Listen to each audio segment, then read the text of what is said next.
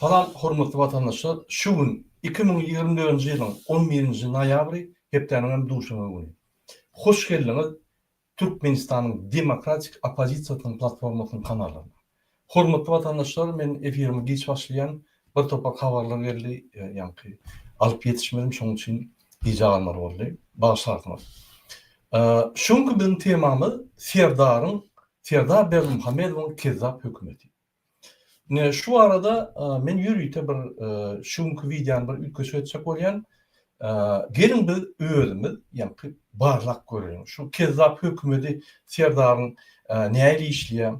Kezzap hökümet mi ýa kezzap dämi? Serdar Berdimuhammedow şu kezzap hökümetini goraýarmy ýa goranokmy? Gelin şu zatlary tezlik geçelim.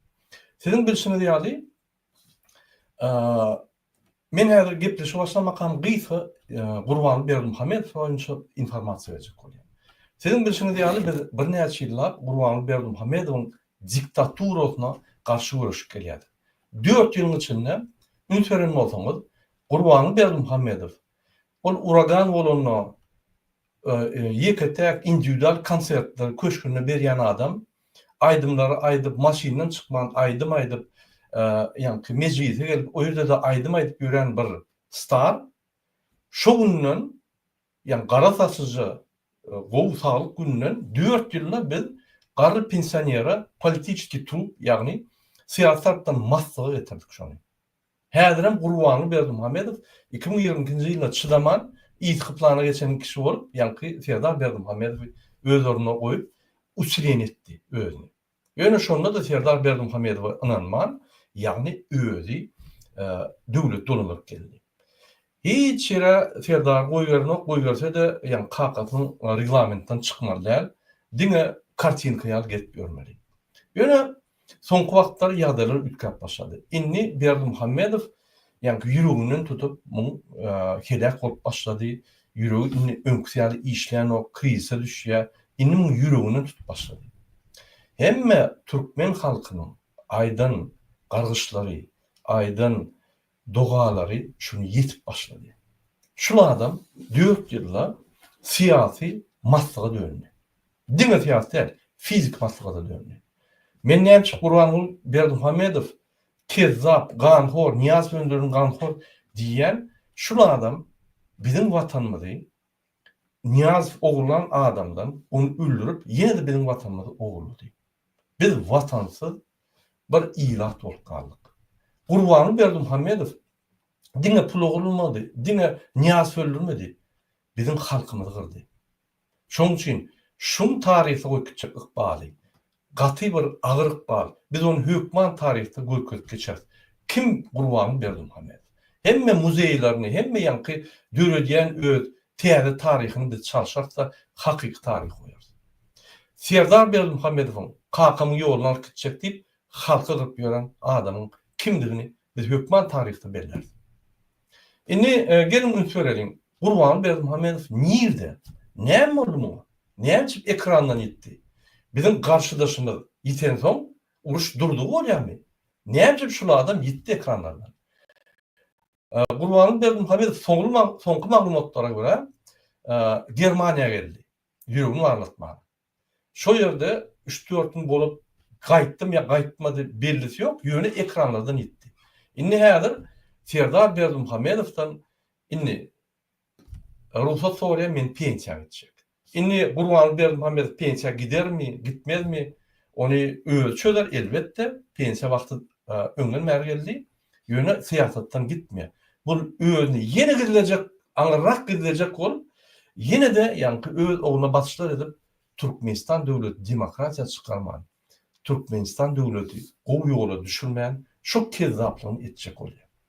Şu adam ýöne kezzapda, ganhor kezzap şu Türkmeniň iň erwet sözlerinden näme şuňa aýtsam, şu sözde şu adam münasip. Men käwagt şuňa ýa-ni nefsim anwagır ýa, şu bolup ýörüşine, bolýan durmuşuna. Ýa şu özüni şu ranka getirip, özüni ýa prigorit etdi. Indi oglan prigorit etdi. Ýöne biziň garşydaşymyz bolansoň biz soňuna çelip birinji videomy terden bolsaňyz biz ýakasyndan alyp Türkmen tiýaly soňuna çelip şunu basýar. Biz diktator aýrýat diýip devleti halk hareketi birinci videosundan beri iyiligiderli görüş alıp barýar. Indi gelin ünsörelim. Gurban Berdimuhamedov nerden? Gelin ýanky şunun videolaryna, ýanky Watan habarlar programasyna seyredelim. Hani Gurban Berdimuhamedov? Men size bir näçe video görkezeyim. Ondan biz esas temamyza geçeriz. Indi ünsörelim. Watan habarlar 9-njy ýanky noýabrda.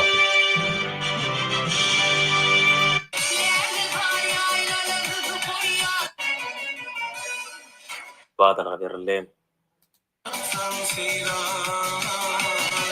Indi Serdar Berdimuhamedov. Indi seyredelim ýene Serdar Berdimuhamedov. Salam arkadaşlar, kahraman Serdar'ımız. Bak.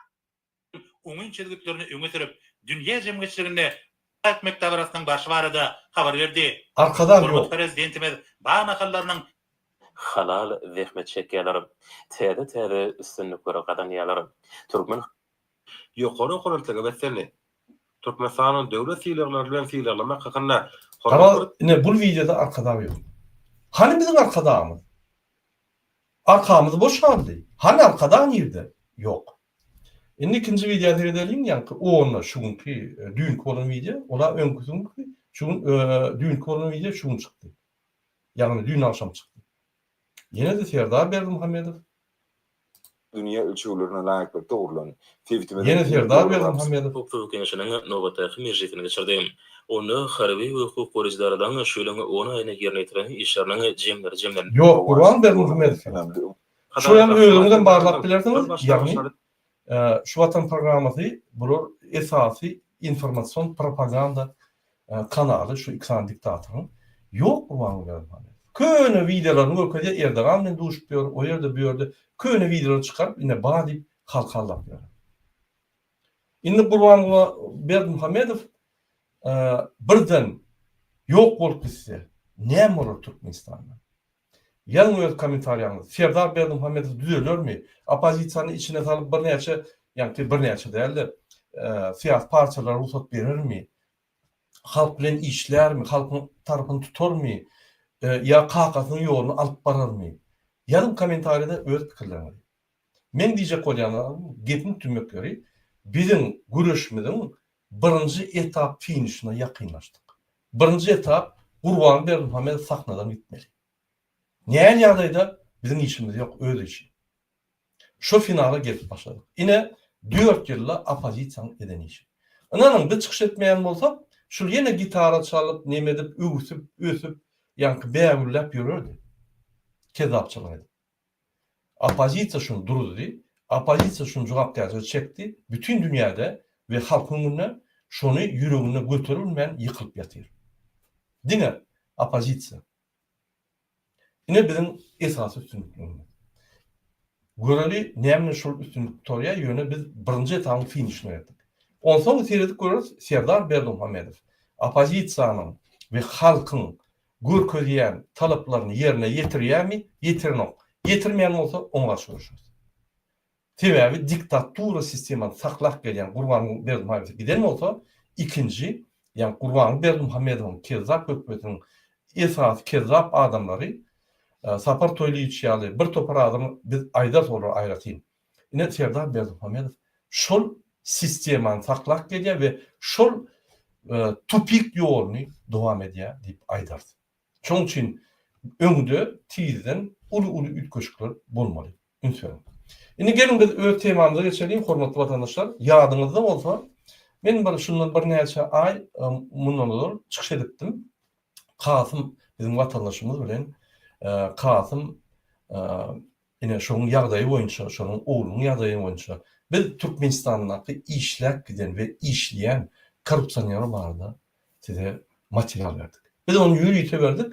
Türkmen hökümeti şuňa seyredip prokuratura derňew, ýani polisiýaň derňew işgärleri derňäp, şonu barlap, şol adam jinaýat eden bolsa, jogapkärçilik çekmeli, jinaýat eden bolmasa, onu ýanky jogabyny bermeli. Ne şu Kasım diýen oglan, Amerikada ýaşap ýören oglan, on prokuratura bizim haýyşdymyz boýunça prokuratura, polisiýa, adalet ministrine, prezidentiň adyna hemme ýere hat berdi. Jogaba ýok. Hükümet yok. Hiç vakt cevap alıp bolmak şolardan. Şolar şeýle bir gorkýala jogap bermäne. Bir daha da düşünemem. Haçanla hükümet teň hatyna jogap bermese, şu zatlar tasdiklany bolýar. Şunu düşünen okşalardı. Yine Serdar Berdimuhammed öwrenmeli administratif yani çözükleri näýe edilmeli. Bir adam hükümete hat yazsa, egerde şol hükümetin işgari ya adliyeni ya departament ya ministerlik ya da prezidentin divari jogap bermese, onunla şol yazılan zatlar tasdiklanmaly bolýar. Doğru düşünün. O sistema şeyler. Şoň üçin biz prokuraturadan jogap garaşýar.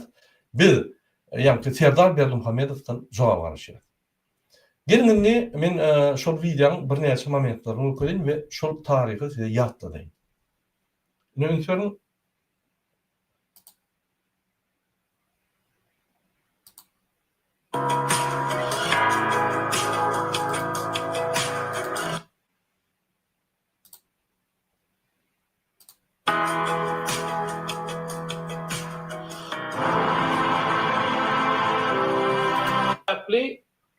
men aňarda bir adamlarym tapdym, şoňa kömek edäjek adamlary определённо şunu ýalap bir pul tapşak adamlarym tapyldy, vaat edildi, gürleşilip ýa-ni bir bollum diýip ýörenýatym. Amerikada Orazow Gonç diýip biri bilen tanış boldum. Tanış bolmamyň sebäbi Orazow Gonç diýen adam men size görüňerin kim ol adam? Şunu her suratına bakıyoruz. Orazow Gonç yine eğer suratına bakayım. Yine şu Orazow Gonç diýen adam. Şu Orazow Gonç Aşyr Muhammedowicz 4 martda 1977-nji ýylda doğulan. 2011-nji ýyldan 2016-njy ýyla çelli Pakistanyň Türkmen ilçihanyň ataşeýsi bolan. Şonu şo ýerde işleýän soň, ýani razvedka eden soň Pakistanyna, ýani Türkmenistanyň emhemetine degişli bir gurulma we soň woýnkomatda gelip işleýär. Näçe woýnkomatda alýarlar? Emhemet işgäri woýnkomatda işläp bilýär. Woýnny emhemet bilen bir nimede bir urda işleýär. Onuň şol adam inanmarsaňyz Türkmenistanyň hökümet işgärlerini işläp, Türkmenistanyň sırlaryny bilen adam gidip Amerika Bostonluk Almana arda berýär. Ünsiň politik guberşi. Ine vatan dönügi. Muňa vatan dönügi diýen oklar gaýtyp muny gollap öýdäki aýaly, ýani durdy waýtoltan oňa pullary berip, ýani şo ýerde oturan ýerine bular ikisi durdy waýtoltan gurban bilen ekranda görýäňiz şu maşençilik edip Amerikadaky oturan adamlaryň pullaryny ýýär. 2 bolup 35 min dolar. Yine şu reali vatan dönügi Türkmenistan sırları bilen Amerikada ubiyerşe dinläp ýani dilap Bostonluk diýen adama vatan dönügi bolan ok ýöne opozisiýa şu reali ýani jenaýat işleri açyp korrupsiýany açyp hökümete kömek edýän opozisiýa vatan dönügi bolýar. Näçe? Şu torada men şu videoň soňuna jogap berem. Indi gelin bir tarihimize devam edelim. Yine şul Orazow Gonç Aşyr Muhammedow bilen öz ýaşaýan ýerinde bu 6000 diýilip bak. yine şul aýal Durdy Waýsatan Gurbanowyna Türkmenistanyň maliýe we ykdysadyýat ministrligiň maliýe bazary we ätiyek ýalandyryş bölümçesiniň müdiri şul aýal öz ýani korrupsiýon swýazlary bar. Şul aýalyň üstünden Kasım öz oğlunu Aşgabatda propiska ettirmeyene, yani şular boyuna alıp pul alýarlar. Bir 6.000 dolardan başlayarak 35.000 dolara getirýärler. Yine şu aýal bir kanun ýagdaýda Mara welaýatyna ýaşaýan bir çagany ogulluk edip öýüne propiska ettirip, onu 2 san şahadatname ettirip, onsoň bir günne şonu propiskadan çykaryp şahadatnamany, yani suwdy üstü bilen ýatyrýar. Mütörýände.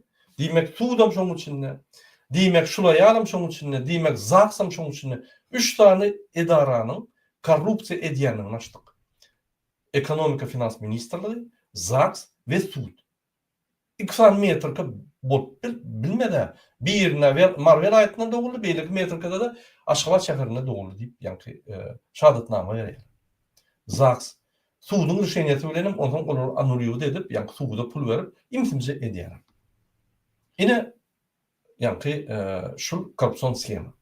Şunu biz öz videomuzda düşündürdük, koyduk, gördüler, zat ettiler. Kasım ardaýaty prokuratura, prezidentin adyna, bizim aýdan adreslerimiz prokuratura hem ýere ardaýaty. Hiç bir netije ýok. Gelin biz ýa-ni şu bizim efirimizde jaň edil barlak görüli ütköşük bağım Türkmenistan'a ya ýokmy? Näme bolup geçýär Türkmenistan'a? Şu mesele boýunça gelin biz Türkmenistanyň Maliýe we Iqtisady ministrligine jaň edelim. Men şöýlen şolay ýaly işleýän, işlemeýän şonu biletim gelýär.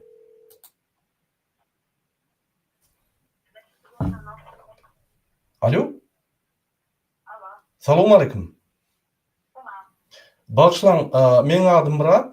Men Durdy Waýsaltan Gurbanyň bilen görüşjek bolýan. Meni ýa-ni birleşip bilermisiniz? Mali bazarly we etýanlyş bölümçesiniň müdiri.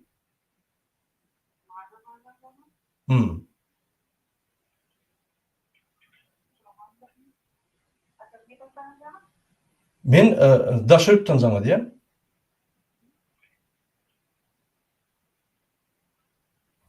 Men şoňa bir gürleşäjekdim. Ýani biz magazyn açsak bolýar Türkmenistanda. Şoň şertlerini, lisenziýa almalymy? Şo zatlar biläjek bolýar. Tamam. А где она работает? Она уже не работает там, да? Нет, у нас не работает. Она же работала раньше? Раньше, да. Да. Ее уволили, да? Потому что я ее знаю хорошо. Она мне помогла бы. Знает, evine zaneden biliyor musunuz? Более. Как могу с вами надо? Нет, я сначала с ней свяжусь. Ну, спасибо за информацию. Значит, Durdy Waýsaltan Gurbanyna уволилась, да? Или уволили, это не принципиально. Она уже не работает. Нет. Да, не работает. Окей, спасибо большое. Окей. До свидания. Приятного дня. Спасибо. Ine hormatly vatandaşlar, biz häzir ýalňyja Türkmenistanyň Iqtisady we finans ministrine jaň etdik we şöýle Durdy we Aýsaltan Gurbanyny işleýärmi, işlemeýär diýip bildik. Ine şuraýa, ýani videoda görkezýän adamymyz şuraýa işden aýrypdyrlar. Diýmek, korrupsiýaga garşy bir görüş bada. Diýmek, egerde şulaýa işden aýrylmasalar, onda diýmek, berekella Türkmen hökümeti bir kiçik ädimler edýär, korrupsiýany ýok etmek üçin. Sebäbi Türkmenistan döwleti korrupsiýada dünýäde ikinji ýerde bar ýa. Käwagt üçüncü ýere düşýär. Şoň üçin biz ine hökümete kömek edýär şu meselede. Näme hökümete kömek edýär? Korrupsiýany aýryp halka basyşlar bolmasyn. Korrupsiýa edip halky taalamasynlar. Ýani hökümetdäki işleýän adamlar halky taalamasyn diýip ine şuraya bir ädimler edýär. Hökümete material berýär. Ine sizin sowutnamaňyz, ine sizin ýani bolan zatlar bolup geçen wakalar, näme korrupsiýon skemalary işleýär. Biz hökümete diňe kömek edýär. Biz egerde Gurbanyň Berdimuhammedow boýunça görüşdik. Ya Serdar Berdimuhammedow garşy görüşdik.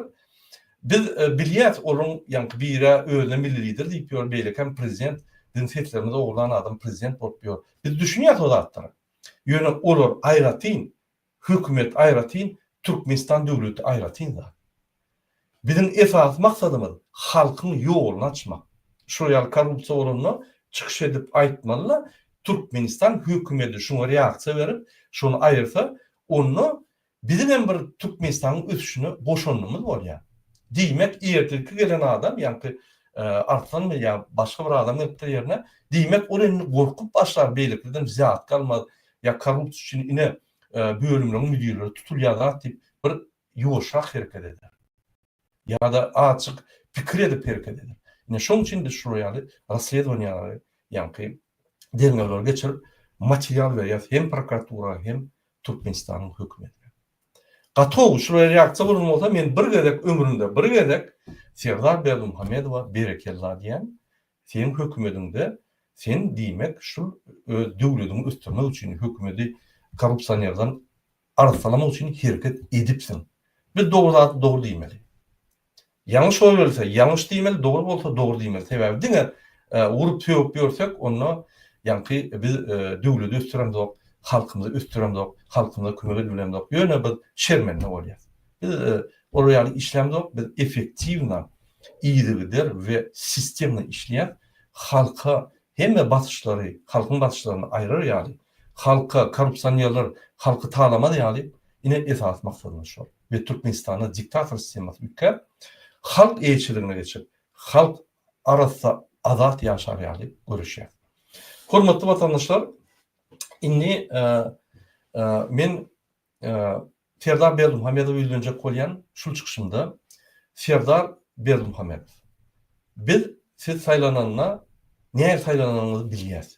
Biz pikir edýärdik, siz saylananyňyz sizden bir kakaňyzy ýaly köni Sowet korrupsiýanerler bir Ýewropada okan adam, Ýewropa bilimlerini bilýän, senin joraňyz Ýewropada. Ýagny özüňiz Ýewropa düşünjeli adam bir elementarny adam haklary, elementarny adam gymmatlyklaryny gowrap, Türkmen halkyna azajyk bir ýardamçylyk edip üstürediňiz diýip umydymyz bar. Ýöne şu neçeldi, hemme edilýän işlerde, käbi işlerde bir ýa-ni gorkup bir reşeýni alýaňyz ýöne esasy ýoly diktator ýoluny barýaňyz, esasy ýoluňyz. Biz şu ýoldan çykmaly we siz ýa-ni arasy ýolda gitmeli. Siz Türkmenistan'ın taryhyna täze prezident, Türkmenistan diktatorlukdan başka tarafa geçici prezident bolmana şansınız var. Şu şansınız ulanmasanız, inanın sizem köçürdü, halk tutup, zorlar, öldürür, kurbanlığını arzu edişlerdi. Şunun için yine şu mesajları dinleyen ve üns verip şu zatlara özünüz, ondan öz baktınız, öz avranız, öz durmuşunuz size gerek, bize gerek gel. Öz variantını saylan. Şimdi men yeni bir temany galdyrjak bolýan. Şu tema yine kägir adamy diýe Türkmenistan bizim vatanymyz. Siz halka batışları edýäňiz, pardon, siz vatanymyza ýa-ni erwet ýagdaýda görkezýäňiz, siz bizim vatanymyza söz atýaňyz, siz hökümeti söýgeniňizde, Serdar Berdimuhamedow söýgeniňizde, siz vatanymyza söýýäňiz, siz vatan döwnükleri, siz ýa-ni vatanymyzy ýa-ni oň reytingini gaçyrýaňyz, siz eýdýäňiz, beýdýäňiz diýip bize opozisiýa ýa-ni hökümet tanqid edýän adamlara şu ýaly pikirler ýaýradýarlar. MHM agentleri şu ýaly pikirler ýaýradýar. Şu ýaly pikirler ba, şoň üçin men şoňa jogap berdim diýär. Näçi? Ine serdim. Vatan wa, döwlet wa, halk wa ve hükümet wa, prezident ve onun hükümeti. Bu dört tane düşünce dürlüdür. Ýöne şular üýüşüp bir döwleti mele getirýär. Haçanla şu döwletiň içinde şu ýaly şahajyklar däl, şu ýaly düşünjeleriň biri ziyan bolsa, mysal üçin hükümet korrupsiýaner hükümeti, prezident diktator bolsa, onlar şu döwletim şu zat garalýar. Biz şoňa garşy görüşmeli bolýar. O diýmek Türkmenistan hükümeti vatan näl? Näçi? Türkmenistan hükümeti kim? Serdar Berdimuhamedow bizim setlerimize oglan adam. Gurban Berdimuhamedow ganhor, kezzap, Niyazı öldürüp, ýa-ni agdaşy edip, bir kanun ýagdaýda döwlet basıp alan ve soň öz dinastiýasyny goýup, häzirem elini ýa-ni bizim vatanymyzdan aýyrman saklap gelýän. Ondan öň Niyazow 1991-nji ýylda ýeketek kandidat saýlaw geçirip bizim vatanymyza oglan adam. Ona öldürüp ýa-ni Gurban Berdimuhamedow 2006-njy ýylda öldürüp bizim vatanymyzy onun elinden alıp özüne oglan. Şondan bäri 1991-nji ýyldan bäri bizim vatanymyz elimizde ýok.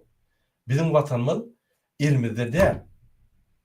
Vatan bizde däl, vatan Gurban Berdimuhamedowdan. Biz näme üçin Gurban Berdimuhamedowga garşy görüşýär?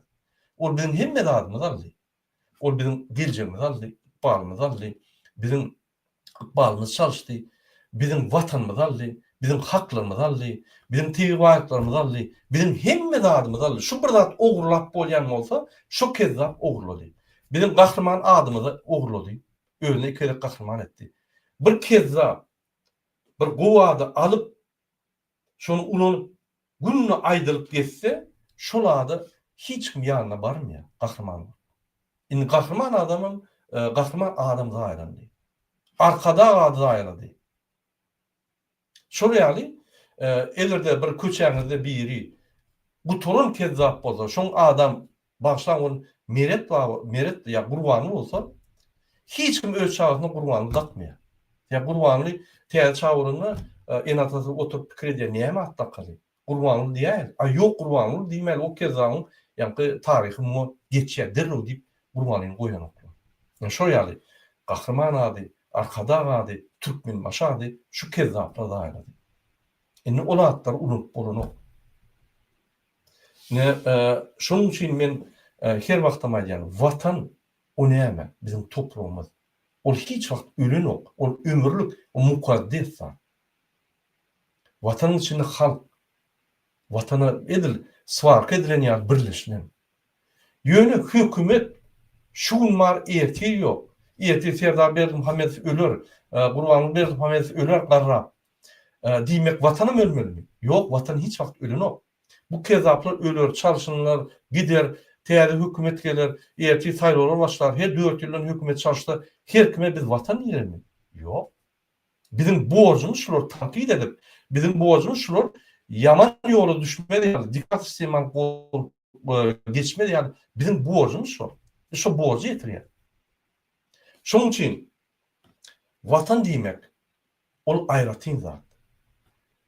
Hökümet diýmek wagtlaýynça gelin adamlar, olaň atlar çalışyp durmaly. Eýem 17 näçe ýyl boldy? 2006-dan 24 18 ýyl boldy. 18 ýylda eýem 4 ýyldan hasaplasam diýmedim diýene 4% çalışmaly. 5% bolmaly. Şu adam. Sen watan ogludur, bu ýürüsler. Sen watan halk watan birden alaýsa, bunun işi olacak bilýär. Şondan sen vizany ýerler, internetini pitikleýärler, seni haklaryny pitikleýärler, senin azatyny hemme zatda pitiklep, ýürüte konversasiýany şu 3 ýarynda saklaýarlar. Sen ofitsial ýagdaýda $700 alýan, $600 alýan, ýöne hakykatda bolsa sen $100 alýan. Sen gidaçylykdan çykmalylar.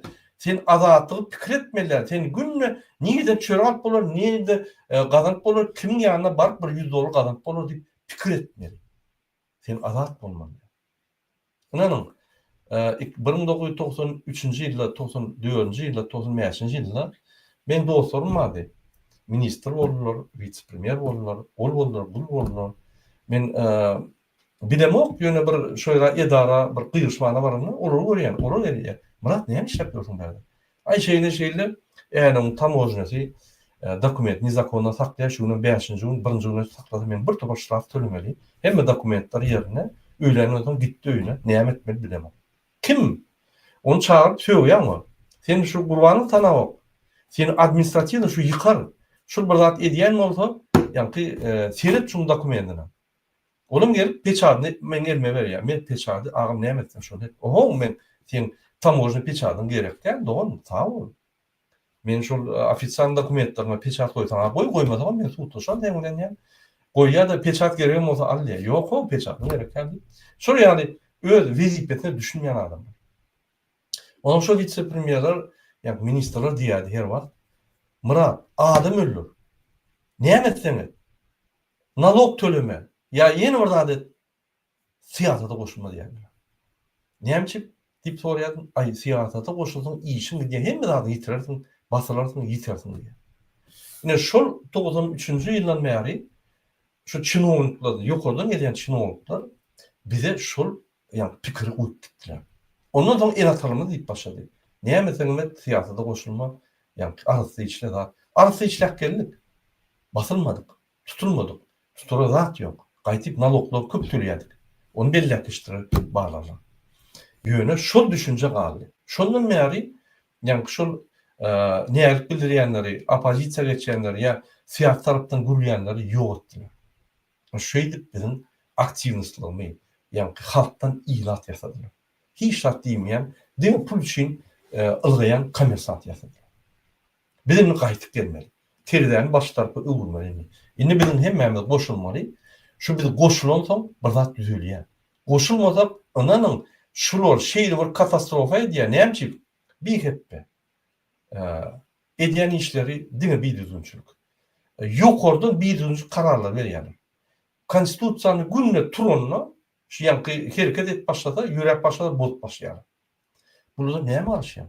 Näme Türkmenistan üstün? Näme Türkmenistan dogry ýoldan üstün? Mümkin nä? Ine şoň üçin men size aýdaýyn, biz hökman suratda aktivist bolmaly we hökümeti tanqid edip, hökümet bilen biz ýanky ýöne dogry tanqid etmeli. Edren nada tanqid etmeli, töhmet atmaly. Biz yani hükümeti kontrol saklamalı. Onu biz hükümeti kontrol edip halk hükümeti bolýar. Birinji biz adamları saylap hükümeti goýmaly. Prezident, ministrler, kabinet ministrler, müdürler, başlyklary, departamentlerin başlyklary, parlament onun hem şakaşlaryny saylamaly, hem deputatlar saylamaly, hemmeler saylamaly we şol adamlar her 4 ýyl çalyşyp durmaly. Ine Amerikada ýar. Dedim, 16 ýylda näçe prezident çalyşdy Amerikada? Türkmenistan'da çalışanlar. Ösen devlette çalışan yer Türkmenistan'da çalışanlar. Rusya'da çalışanlar. Allah'ım derhal böküp çıkar Rusya devrin deyip. FSB agenti. Yine hormatly vatandaşlar, şuraya yanlış fikirler var. Bizim vatanımız hükümete bir zat diýsen, sen Türkmenistan'ı nime diýen, hapat diýen, korrupsiýa bir hükümet korrupsiýa diýe, şu netijeleri erwet diýsen, sen Türkmenistan yere sokacak bolýan, sen Türkmenistan awraýyny açacak bolýan. Oho! Bizim näme ekspertize analizlerimiz barmy? Ya biz şuraya güýçli ekspertmi? Hana ýürütülüşdirilen gurulmalar var. Ekspert gurulmalar. Olar saýlan hünärment boýunça iň ýokary derece ekspertler gelip Türkmenistanyny analiz edip gelýärler. Pasoslorun üstünden aýlanyp, zapros edip maglumatlar, bütün dünýä maglumatlary alıp diňişdirip analiz edip çykarýarlar. Biz diýsek diýmesek hemme halkary urumyň dakladyny eýen belli bolatdyr. Biz ýöne bizim halkymyzy izolasiýa edip şonu saklan informasiýany biz halkymyza ýetirýär. Ine şol danylara, şol statistik danylara şoň netijelerini esasen biz halka düşünürýär. Biz dogry ýolda barandyk. Biz 17 ýyldan bäri, 33 ýyldan bäri diňe erwet ýolda biz ösemiz. Diktator özü baýap millioner bolup, milliarder bolup gidip otyrar. Biz garyplaşyp gidip otyr. 33 ýyllar, 91-nji ýylda aýlyk $100, 2020-nji ýylda aýlyk $100. Näme ýetmedi? Hani gözellik? Hani altyn asr, ruhnamaň ol ýazylan zatlary? Hani? Hani şolar ýanky durmuşa geçirilmi? Elbetde ýok. Elbetde biz ağlamak üçin edilýär. Şoň üçin biz hökümetiň ýakasyndan tutup durmaly. Eğer Prezident Gurbanov olsun, Rahimov olsun, kim olsa şo olsun, yakasından tutturmalı. Halk pastayanı kontrol etmeli. Onun hükümetin gidecekleri yok, onu halk için işler. Başta hükümeti halk taýlamaly. Ondan sonra hükümeti halk kontrol etmeli. Şoň üçin men aýtjak bolýan, vatan ol bir wezipe däl. Vatan ol bir adam däl. Vatan ol bir ulga. Bir çinownyň wezipesi ýa çinownyň durmuşy däl. Eger çinownyk wezipesini ýetirse, ölse, ýitip gitse, watan ölen ok, watan ýiten ok, watan wezipesini ýetiren ok. Watan bilen hökümetde korrupsiýaları deňişdirmeler. Bizim watanymyzy ata-babalarymyz bize goýup gitdi. Şoň perimetrini kesipler, granitsalary gorap, terhetler gorap, gan döküp, her o öz ýerine gan döküp ata-babalarymyz şuna getirdi. Ol Gurbanly Berdimuhammedowyň gazanan bir üstünlükleri de. Gurbanly Berdimuhammedowyň gazanan üstünlügi ogurlanan watany ogurdan ogurlap ýene özüne alyp bize bermedi. Ne biz häzir diňe azatlygymy da watanymyzy elimize almaly. Döwletimizi elimize almaly. Başga lazım ýok. Şoň üçin hormatly watandaşlar, watanly türkmen halk boljak bolsak, watanymyzy cinayetçi, kezzap, ganhor bolan Berdimuhamedowlardan gaýdyp izin almaly. Watan hiç bir toporunky, ýa-da bir adamky, ýa-da bir maşalanky, ýa-da bir tohumky bolmaly. Watan her wagt din halkyň bolmaly. Halk watany her wagt dolandyrmaly. Watan hiç kim eline geçmeliler. Wagtlaýynça watany dolandyrýan prezident we parlament suwdyň başlygy bolup biler. Halk tarapyndan olar saýlanmaly we hökümet her 4 ýylda çalışyp durmaly. O ýagdaýda watan hiç kim eline geçip bilmedi. Bizim hakyky mukaddes watanymyz her wagtdan bolar. Ine şunu biz unutmalylar. Watan mukaddesdir, watan ömürlükdir. Gurbany we Serdar Berdimuhamedowlar kezzap we ganhorlardan wagtlaýynça adamlar bolar. Olar watan bilen hiç bir baglanşygy ýokdur. Olar ölüp bilerler, yitip bilerler. Ýöne watan hiç ýere gitmedi, hiç wagtdan ölmedi. Şonuň üçin arkada ýa-da arkadaň Serdar ýaly ýallyk kezzaplar, ganhorlar we olar hyzmat edýän kezzap hökümet işgärlerini biz watan diýip bilemiz o. Hiç wagtdan.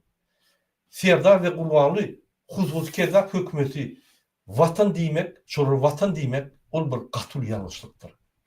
Men hökümetde işleyen vice-premierler, ministrler, departament ýolbaşçylary, ministrlarda işleyen ýönükli hünärmentlere, hökümet edaralynyň ýolbaşçylaryna we onuň işgärlerine, umuman hemme hökümet işgärlerine ýüzlenýän.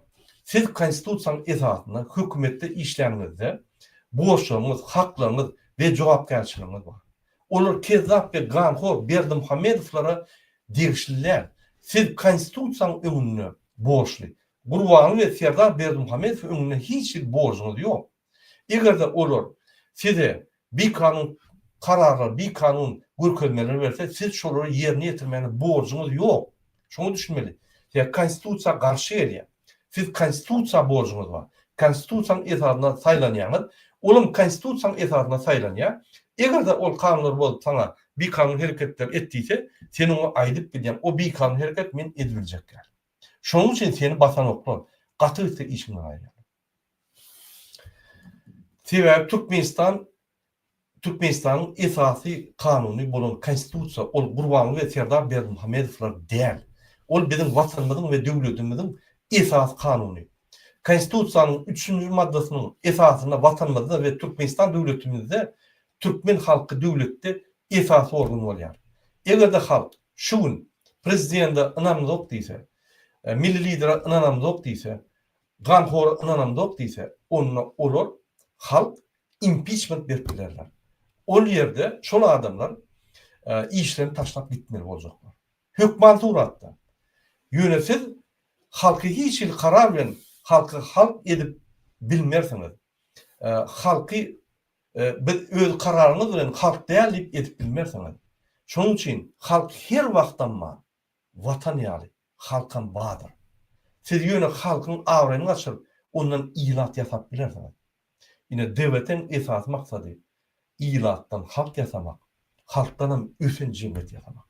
Egerde biz şonu umur bilsek, hiç il diktatyryň ýoly bolmaz. Derrew öldürip dökýär. Gurbanow diktator bolsun, Gurbanow bolsun, Rahimow diktator bolsun tapawy ýok, aýrarlar. Ine şu jemgyýeti biz gurmaly. Şu jemgyýetiň içinde ýaşamak bir bagtsa. Şol asylly, awraly, kanuny üns berýän, kanuny hormat goýan, hemme mümkinçilikli jemgyýet bolsa, inanyň bütün dünýäden türkmenler üşäp şo ýerde ýaşajak bolmak üçin pullar baryny dökerler we sizi haş ederler. Menem Türkmenistan grazdan edäňdi. Amerikanlar hem Türkmenistan'da ýaşap giderler. Inanyň. Şu jemgyýeti biz gurmaly. Ol bir utopiýa däl. Biz elementar zatlar etsek bizim diýip desturumuz eýýem şonu ýa-da şu jemgyýeti tasdiklap dur. Biz diýip desturumuza ýykylyp şu jemgyýeti gurup başlasak derrew gurýar. Ön gurupdurlar ha. Öňkü zamanda düşmanlar atak etse de gurupdurlar. Häzir bize atak edýän ýok. Hiç kim ýok. Ol bir topor Gurbanyň FSB agentleri bolan Rahimow ynanıp ýörmän. Ine opozisiýa siýret çek bolýar Türkmenistany. Ine bular opozisiýa Türkmenistany parahat durmuş gaýryjak bolýar. Ýok. Türkmenistan eýýem Siriýa dämi? Türkmenistanyň 2020-nji ýylyň awgustunda 100.000 bolan adam koronavirusdan öldü. Hökümet kömek etmedi. Gaçyp gitdi. Otpuska. Özü gitti, tebe özünü korudu, kurban oldu. Ve şu vakitte hükümeden şunu men yok vakt adaşka demen deyip şolary yankı otska koyuyordu, halkı prigorit etti. Inanın, sen bir banitada ölüp tuğan, seni operasiya edip canını yankı canını korumalı adam operasiya etmeyen elindeki instrumentlerini oynap birden koyup gidip başka kabinet telefon edip deyip özünü korap yürüse ölüp gidersin. Şu yan halk ölüyor. Şon vrajın günahında şol adam öldü. Gurbanın günahında da 100 bin adam bir ayda öldü. 100 bin adam sentyabrda da öldü. Men galanları hata edem yok. Yadınızda bolsa näme bolýardy koronavirusda? Köçüde getsem o ýerde ýat, o ýerde ýat, o ýerde palatka, o ýerde palatka. Çeletdi. Şolaryň bir günä ölmeden adam. Şol gorap bolýardy, ýatynyň oran gorap bolýardy. Ol koronavirus ukolunu dişowy hiç mi gerekmeyecek eksperimental Hytaýyň ukolundan bir topar adamlar öldürdi. Ondan ýa-ni epidemiologiski sanitar normalary nimetmen probirkan açıp birini ukolu ertesini jütüne taklap ertesi başka birini ondan deherli öldürdi. Ol hünärmetlik sizden, ol bir soğutluktan. Yani şol bir soğutluğu, bir hünärmetliği kim öňe sürýär? Kim korrupsiýa edip gidýär? Şol iksan keza gankorlar berilmez. Şoň üçin hükümetdeki işleyen minister, vice-premierler, onun aşağındaky işleyen hemme hükümet edarlarynyň ýolbaşçylary, onun aslında işleyen adamlar ýylanýar. Siz konstitusiýa öňsüriň, kezaplaryňyzy aýryň. Tizen ütköçükler boljak, taýýar bolun. Täze hükümete, işler ýaly, täze hükümetiň iş sistemasy duruşuna çalışýar. Maniyeti çalışýar hükümetin. Şoňa taýýar bolun. Ýuwaş-ýuwaşdan geçip başlaň. Inanyň geçip başladan hemme zat ülkep başlar. Entek opozisiya gelmek hadi. Şu ýolda gitmeli. Şu ýolda sizin gitmeňizi isleýän. Paris, MHM, prokuratura, sudlar inni Türkmen halkyny ezmäni goýun ho. Öz halkyňyz, öz dogan gardaşyňyz, öz ýanky ejeňiz kakaňyz. Anan sen prokuraturada işlesen, sen MHM dogany gysya dogany öldürýär. Doganyň basýar, doganyň ýanky taýýar. Sen günden talamazsın, yani ol talaya. Ona can etmeli bolýan, ona borçlu bolýan. Şeýdip korrupsiya skemalar dörýär. Etmeýän şonu. Halka bir may berin, ayağa alıp bir dem alıp başladyň, gugurusy açyp bir dem aldyn bir gerek ömrüne. Türkmenistan döwleti ol. Korrupsiýa döwlet däl. Ya Gurbanly Berdimuhamedowyň döwleti däl. Türkmenistan döwleti. Ine şu ýaly İktisadi düşünceni, yani vatan dönükleri ve vatanı men size düşünürdüm. Vatan dönük bolan näme bolýar? Yeni bir aýdýan konstitusiýaň esasyndan kim sırlary bilýän bolsa ve şu sırlaryň esasynda daşaýydy maglumatlar satýan bolsa, mesela üçin ýa-ni Aşirov diýen Oraz Gonç Aşir Muhammedowich ine şul vatan dönügi. Hemme Türkmenistan sırlaryny bildi. Amerikada Boston'da şu ýerde assistentlara hemme zatlar döküp satıp sırlar verdi. Ine bu vatan dönügi dogry. Ýöne muňa zat diýen oklar. Näçip? Vatan satsa bolýar. Biz günnede satyp ýörse ýa Gurbanly bilen Serdar. Ona zat diýmem. Ýöne bizim welipärimizi aljak bolýanlar. Bizi türmäge basjak bolýanlar. Şu opozisiýa vatan dönügi şolara şu görüşüň diýip, ýa Rahimov ýaly adamlara bular ýa basışlar edip, şolara pul berip, şolara bize garşy uruşdurýar. Siriya nerede? Yonuş Rahimov. Hey bir gepleşimde Siriya deyip bir ayet gördük mü? Bizi Anglo-Saks ettin, bizi Siriyalı ettin, bizi dinar fanat ettin, bizi agent MHM ettin. Sen bir özün sayla bir zadi. İyi gider ya. Yine biz Gurbanlyny sayladyk. İyi giderli yakatından tutup Türkmen isyaly bunu yık gelýär häzir netip bolsa tamamlaýar. 4 ýylda yine bitirin işini. Sen näme? Bize karşı görüşünde de bir iyidir görüşdüler. Bir soğuk. Hormatly vatandaşlar, yine şunun men öz efirim tutaryan, her wagt size aýdýan DWT diňe diktatorlara garşy görüşür. DWT esasy işi diktatorlara garşy görüşmek däl. DWT'nin esasy işi Türkmenistan halkyndan jemgyýet ýasamak, özün jemgyýet ýasamak. Inanyň, Ýewropa bir günde diktatorlyk etýär. Macron bir topar kanun çıkaracak bolýar, ýa-ni parlament atstavka bolýar, hemme zat etjek bolýar. Halky beren o kägrem ýanwarda ulyza bastalkyna başlaýar. Näme? Çykyp öz ýa-ni pikirlerini aýdýar, näliklerini bilýär, reşeýni kabul etmese, parlament ýa ýerine hökümet reşeýni kabul etmese, netije almasa, bunu bir zadyň üstüne eltýär. Eltýär diýmek ýurdy ýykany şol adam aýrýar. Toçuşma. Şol adam gider ýaly edýär. Ol adam gitse, tiýade geljek adam eýýän pikirlenip başlaýar. Halka syýlamaly, halk garşy gitmeliler, halka kömek etmeli. Halkyň diýen zatdan dinlemeli. Ine şunu balans diýilýär. Egerde bir zat çalşyk bolsaň, ýurtda hökümetde işlemeliler, halkyň adynam çalşyk bolýar. Ine bir mysal getirdik. Kasym bilen çykyş edip, ine ýa-ni kezap aýal durdy ýywany işlemäýdik. Şu ýaly hereketler etmeli. Men şoň üçin aýdýam, korrupsiýaga garşy görüşmek ol bizim dogly borjumyz. Bir adalatly garşy görüşmek dogly borjumyz bizim. Şoň üçin biz aktiv halk bolmaly, edepli, paýhatly, asylly we bir agry halk bolmaly. Men her gerek edişim ýaly hemme opozisiýada egerde şu diktat sistema garşy görüşen adamlar bolsa biz birleşmeli. Biz öz aramyzda hemme ýa-ni nimeleri unutmaly. Allah'ım rahim we degişler ol fezba geldi. Şunun bilen men efirimi buturýan hormatly watandaşlar, köp sag bolun. Efir dinleýän üçin indiki gepleşikler çeldi. Hoş sag bolun.